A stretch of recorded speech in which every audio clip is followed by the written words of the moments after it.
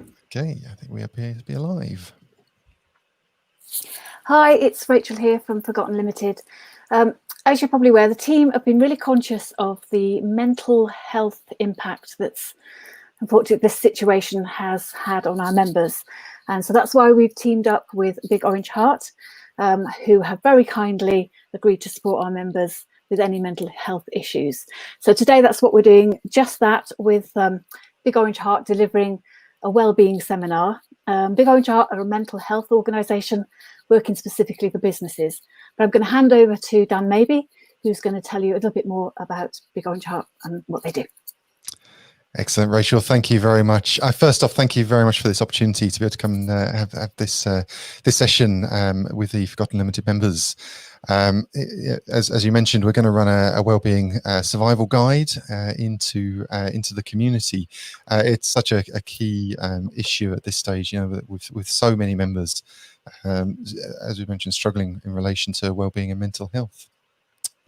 Big Orange Heart enables these events. Big Orange Heart is delivering these events via a team of volunteers. We've got Vicky with me this afternoon. Thank you very much, Vicky, for joining us. The charity has a mission to support and promote positive wellbeing and mental health within the remote working communities.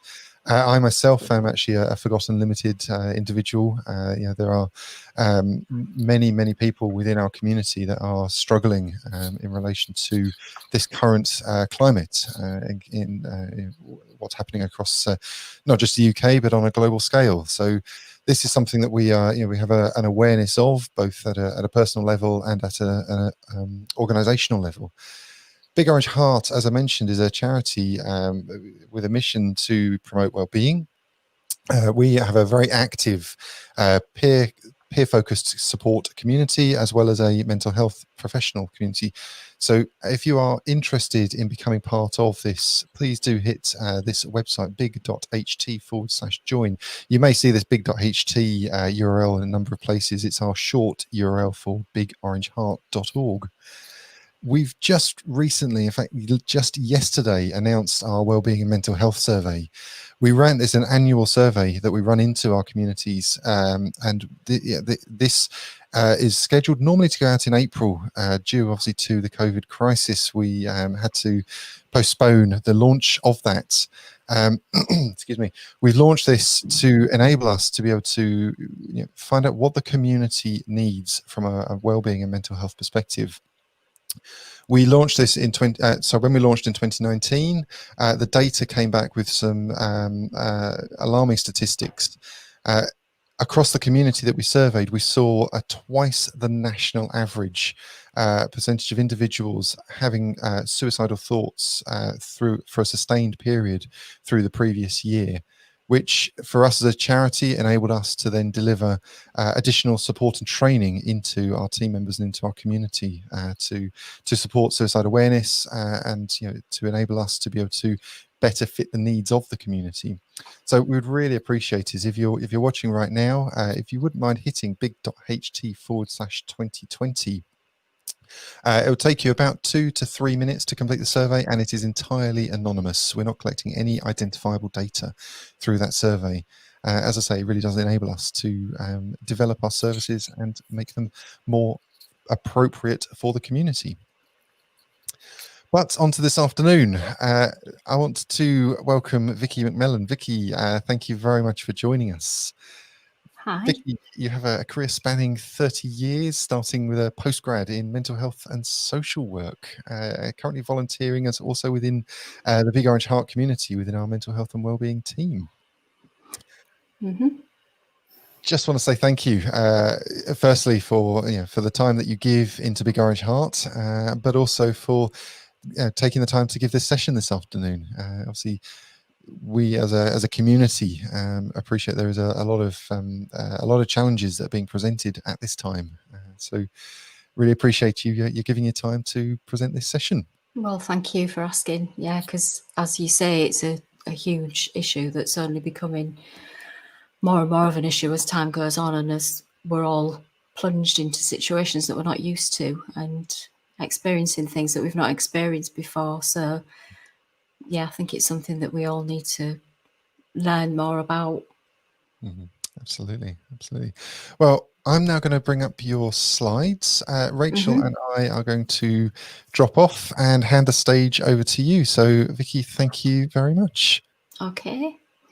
Well, before I actually start with the slides, I just wanted to give a bit of a background as to why I'm so interested in mental health. I mean, I was anyway and studied it at university and everything, but when I started working as a social worker, I thought that there would be an understanding of mental health, given that we work with people who were diagnosed with mental health problems, and that there would be support networks in place, and we'd be encouraged to support each other, and there'd be debriefs and all kinds of things. But what I found was that wasn't the case, and we were basically left to our own devices, and most people acted as though they didn't have any emotional responses to what we were dealing with.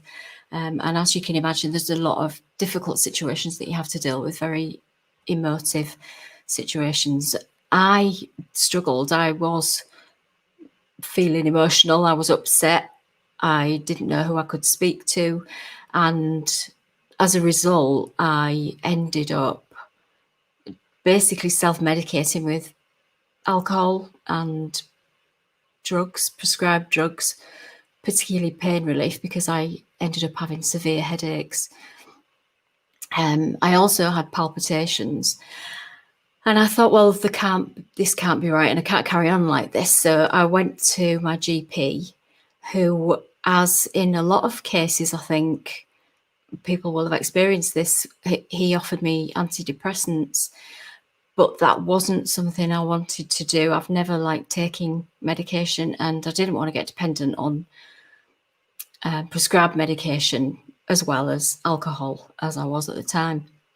So instead of that, I kind of delved into the world of self-help and found coaching and lots of education online, loads of free education, which is brilliant. But it was that really, taking control myself, that made a difference, and understanding why I was feeling the way that I was. So that's the background to this, really. So I'll get on with the presentation. So I think we've all struggled recently, obviously, because of all the uncertainty and the fear of the events that have gone on, and having to adapt to the situations that we're not used to. We've had to cope with difficult circumstances and emotions that we're not familiar with. And home working is on the rise in particular. And with this comes a potential rise in isolation and loss of perspective. So if we're not careful, this can end up leading to anxiety, depression, other emotional problems. So what I've noticed is 3 common responses to these circumstances of the past 6 months or so. The first has been that people are on red alert for danger. The second has been that people have been almost giving up and giving in. Everything seems out of control, so what's the point anyway? And the third has been that people have been digging deep to draw on their inner resources and adapt to changing circumstances.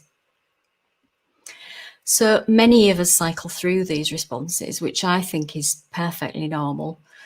What makes fear and lack of control worse is the guilt that we have because of those feelings. So we might be feeling angry or guilty, or upset with the world around us for not being how we want it to be. So I'd like to look at why we respond in these different ways and how it's possible to take back some control or a sense of control and stability by making simple shifts in how we view these experiences. Some or all of these concepts will probably be familiar to you. It's not anything new. But knowing this stuff intellectually isn't what makes a difference. What does make a difference is putting it into practice. So if we want to achieve positive change in our emotional well-being, we have to make a regular effort. But it is worth the effort, and I can speak personally about the benefits. So I'd like to share some basic concepts that helped me gain back some control.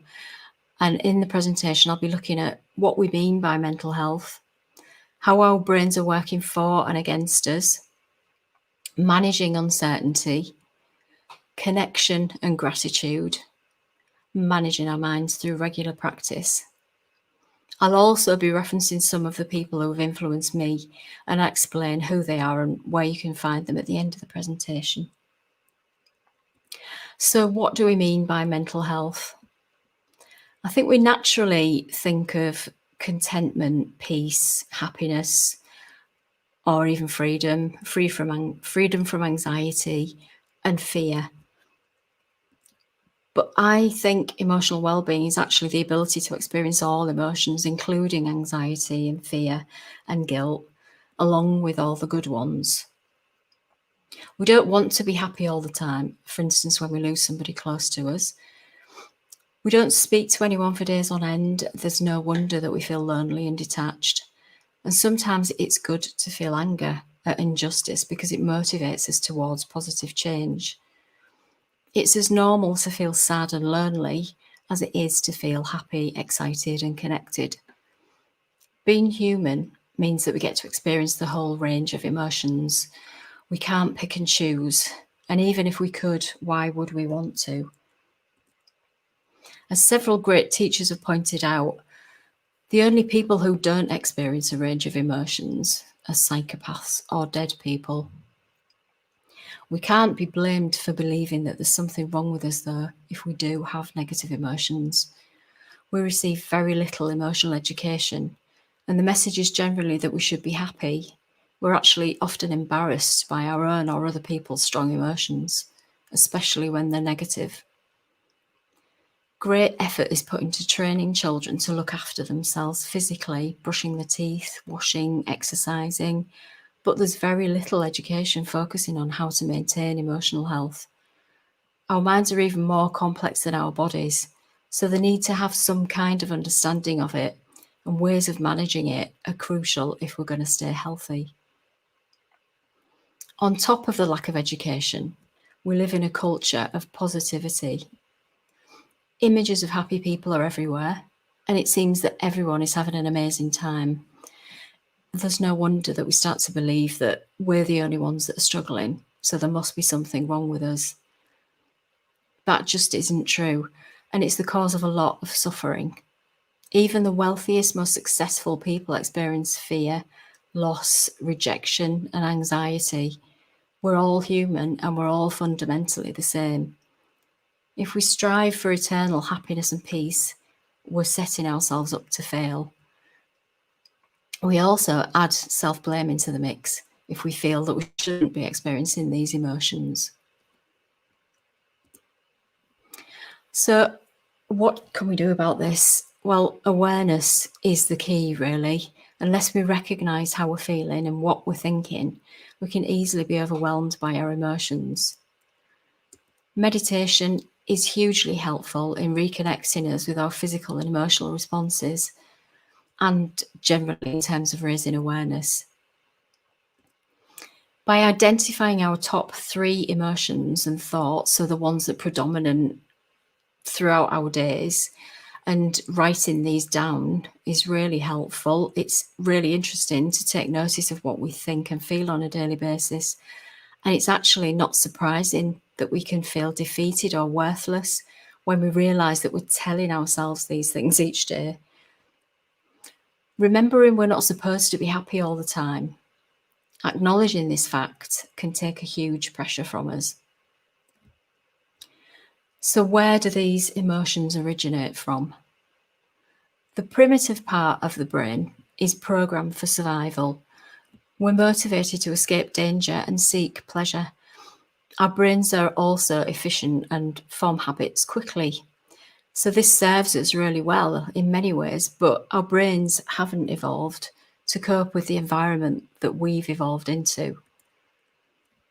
The threats to our survival are drastically reduced, but we still have the responses that we always had that mobilise us to escape from predators.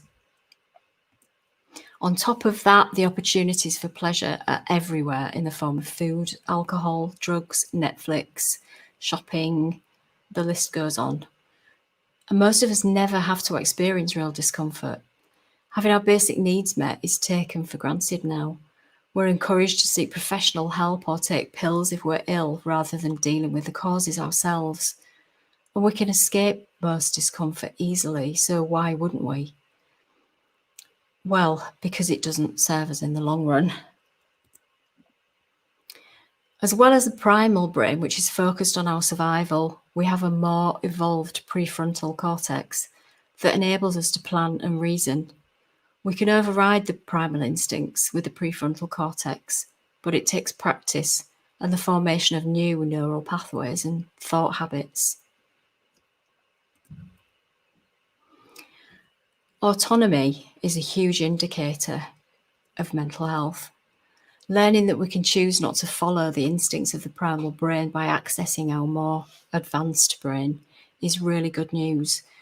We don't need to reject our primitive instincts, but we can learn to notice them for what they are and make a choice about whether we listen to them. So the combination of believing that we should be happy all the time or else we're failing, along with our limitless access to distraction and comfort, can be a recipe for disaster in terms of mental health. We've learned to avoid negative emotion at all costs and instead to over-pleasure seek. And it's the pleasure seeking and avoidance that ultimately increases the emotional problems. So things such as addiction, obesity, debt, and all the guilt associated with all of those things can cause a downward spiral. Depression is hugely on the increase, and it now impacts the lives of more people than cancer. Martin Seligman introduced the theory of learned helplessness as a cause of depression around 50 years ago, and it's now widely accepted. Our lives have become so limited by our belief that we should avoid emotions such as fear and rejection that we fail to fulfill our potential.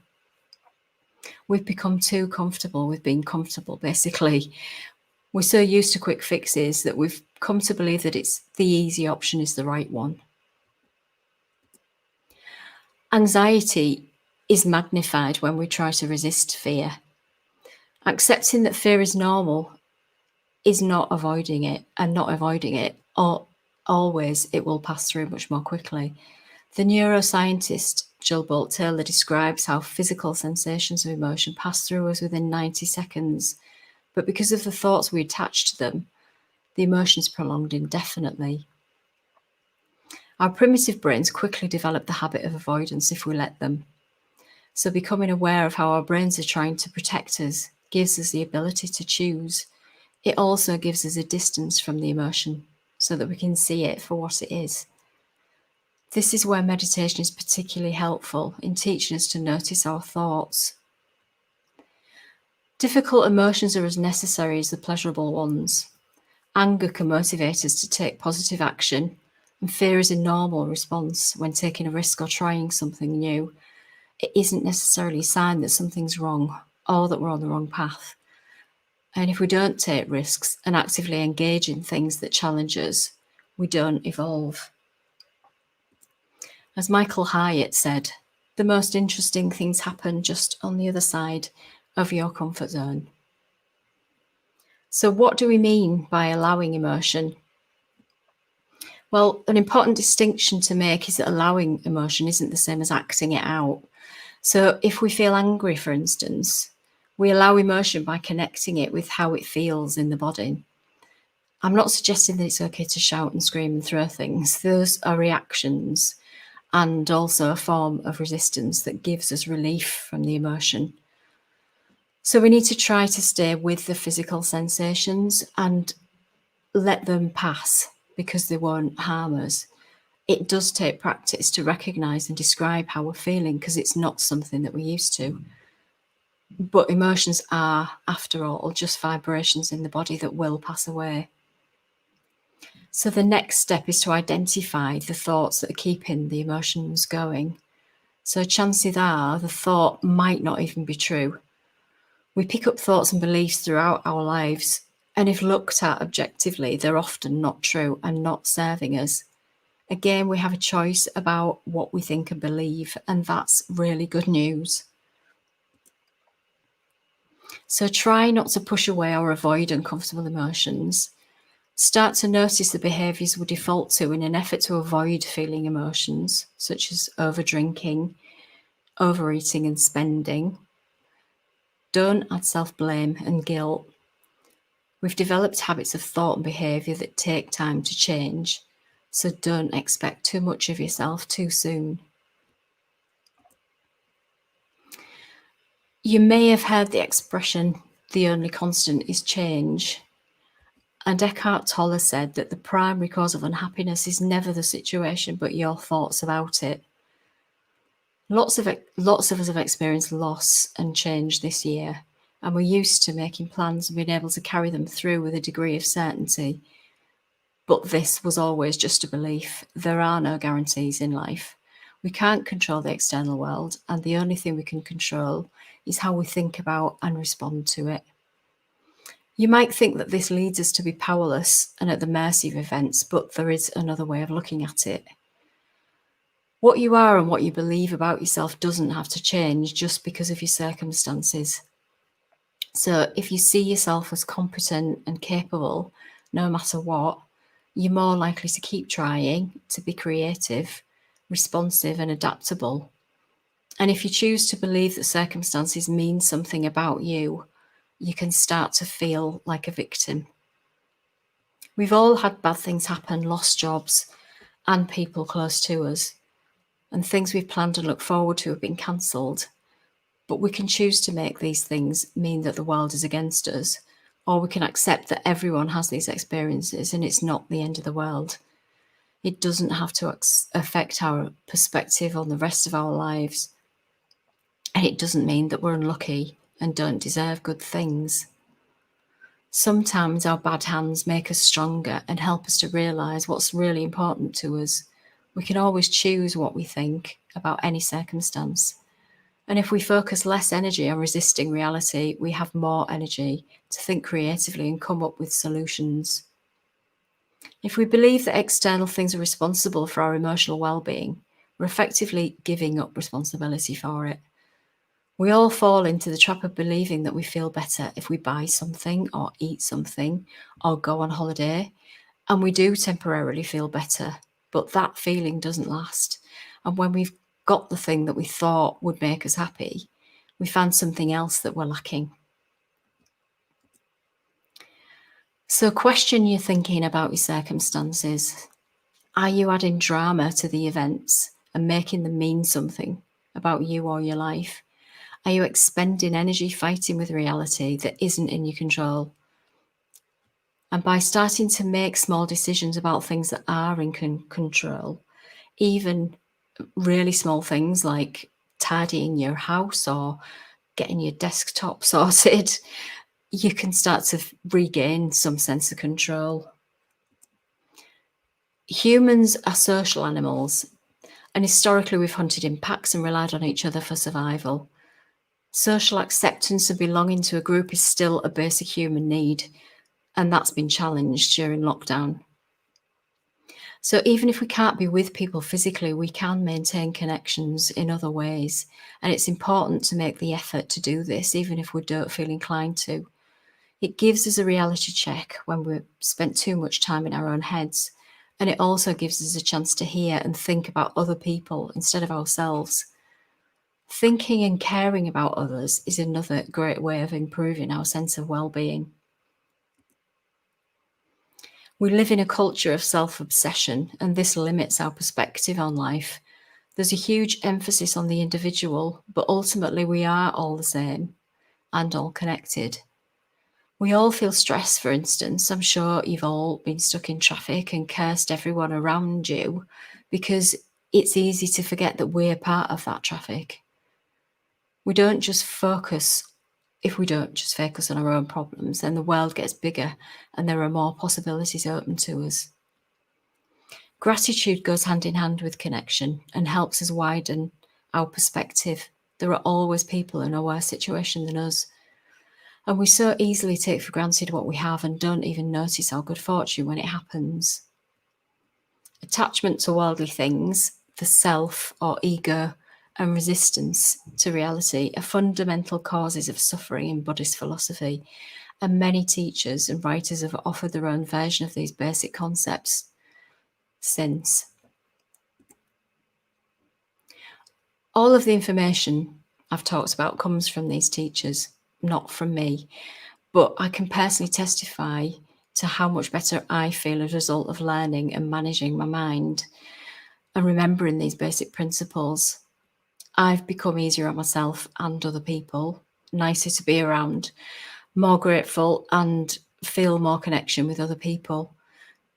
Although I talk about happiness not being the goal, I am much happier as well. But theories and concepts aren't enough. The real change happens through practice. It isn't easy to override the primal brain and its intent on looking for threats. We may intellectually understand the theories about how our minds work, but we can't rewire them easily without regular practice. Just as we go to the gym and exercise regularly to maintain physical health, we have to do the same with the mind. Daily practices are a good way of forming new habits and losing old ones. We're all a work in progress, and we all slip back at times and give in to our urges for pleasure and comfort. It is normal.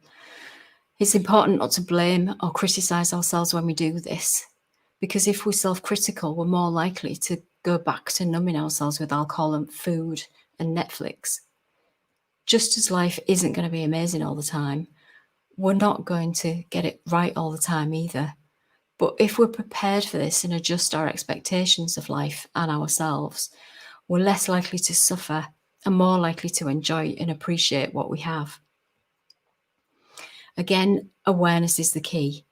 Unless we recognise how we're feeling and what we're thinking, we can easily become overwhelmed by emotions that we don't understand. I know I was completely out of touch with my emotions and couldn't even identify or describe them before I started learning how to. So here's a recap of some of the practices that helped me. Meditation, identifying top 3 emotions, and when we're comfortable with this, our top 3 thoughts. Trying not to push away or avoid uncomfortable emotions. Start to notice the behaviours that we default to in an effort to avoid. Try to be aware of our attitude to circumstances. Are we making things mean something that isn't true? Are we adding an extra layer of victimisation or self-blame to situations? Question what is in our control and what isn't, and learn to take back control through making small decisions about things that we can control. Maintain connection with others in a way that you enjoy, and list 3 things that you're grateful for each day. As I've already said, none of what I've talked about is original to me, and other than my experiences. But there are common themes dating back to the 6th century that all of the following teachers talk about in their own words and from their own perspective. So here are the details of some of the people that I've referenced throughout the presentation.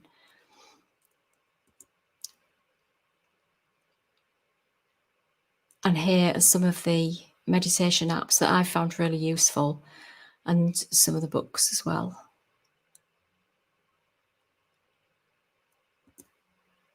And thank you for listening. That's who I am. Vicky, thank you so much. Really appreciate you giving the time to come and share that with us. Obviously, there's a huge amount. Obviously, we're just sort of touching the surface here, aren't we, in relation to well-being and mental health? Absolutely, yeah, we definitely are.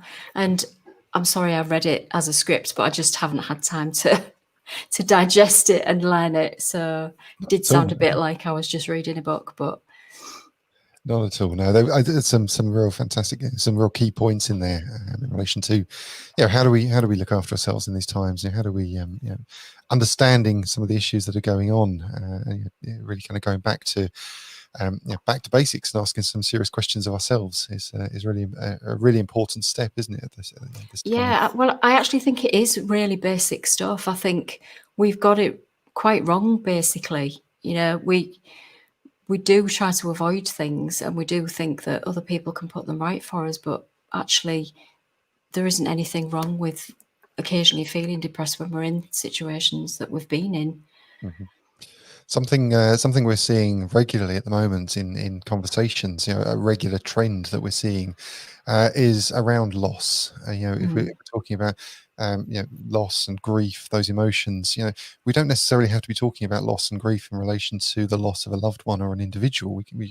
A lot of the conversations we're having are talking about the loss of businesses, loss of jobs. There are so many, loss of freedoms. There are so many issues at this stage, and I'm just interested to know is the coping with loss, particularly if it comes down to the loss of a business or the loss of the ability to deliver services within your business. I actually think that everybody has their own way of dealing with loss, and I don't think any of them are wrong. I think we need to allow ourselves time to feel terrible sometimes if things have been taken from us, because it's out of our control, and that makes us feel frightened and upset. There's nothing wrong with that. But I think if we can accept that it is okay to respond however we respond, then we're more likely to move through it and come to a positive resolution, rather than if we try to grit our teeth and think, no, I'm going to get on with this, I'm going to adapt, I'm going to go straight for trying to do things differently. We sometimes just need a period of sitting in bed and drinking and watching telly for days on end and feeling awful. It's like grief, though, isn't it? It's a period you need to grieve. You need to allow yourself to grieve before you can then possibly sort of move on. But it is important to not dwell in this sort of, grieving period. I was so chuffed when you were talking about gratitude, because one of the things that I'm a great advocate for is what I call an attitude of gratitude. And it's where you make, you literally take time out every day to think of all the things that you're grateful for that have happened that day. And I tell you, it just immediately lifts your mood. I don't know what it does. What the scientific thing is behind it, but it certainly does. So I would recommend that anybody, just even if you just did that one thing every day, would guarantee that it would lift you out of that mood. Yeah, I started by trying to think of 3 things I was grateful for, and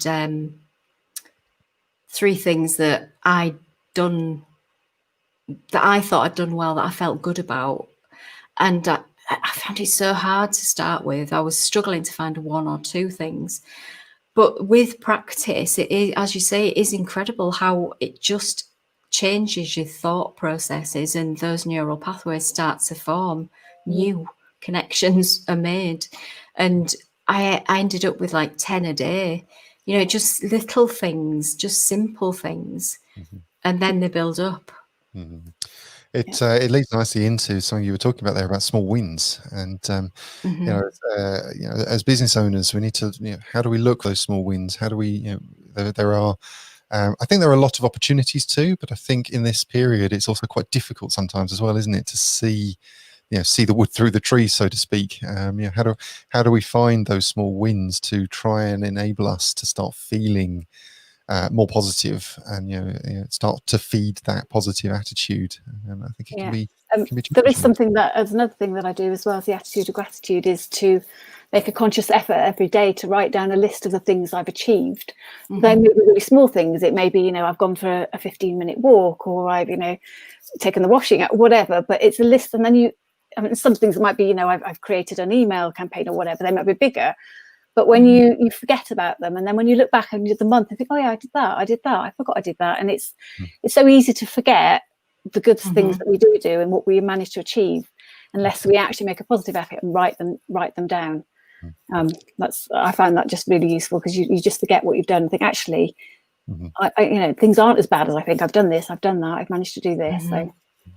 And I think doing things at the start of the day is good as well as at the end of the day, because if you get up and something doesn't go to plan, something goes wrong, and then something else goes wrong, and then you're late for work, and you can't find your keys, whatever. It's so easy to fall into a downward spiral and start to believe that, oh, I'm having a bad day, nothing's going to go right today. But by starting with noting things that I'm grateful for and things that I feel I've achieved, it just sets you up on a positive foot to get going with the rest of the day, and makes you think, well, actually things aren't that bad when things do start to go wrong, which they inevitably do. Absolutely. Okay, well, Vicky, thank you. We really appreciate you obviously giving your time to share that with us. The video is obviously available in the Facebook group. We do also have a YouTube link, and Rachel, I think we'll be able to make the video available at some point later as well, won't we? Yeah, absolutely, we will do. I just want to say a huge thank you to you, Vicky, and to you, Dan, for doing this for us. It's absolutely fantastic, and be able to provide support for our members. As I've said at the beginning, you are a charity, and we want to be able to help you. So what we are going to be doing is we're going to be creating some, well, we've actually created them, Forgotten Limited lapel badges, and we're going to be asking our members to make a minimum of a £5 donation to buy one, and all of the money that we get, the profit of that, will be put towards the Big Orange Heart.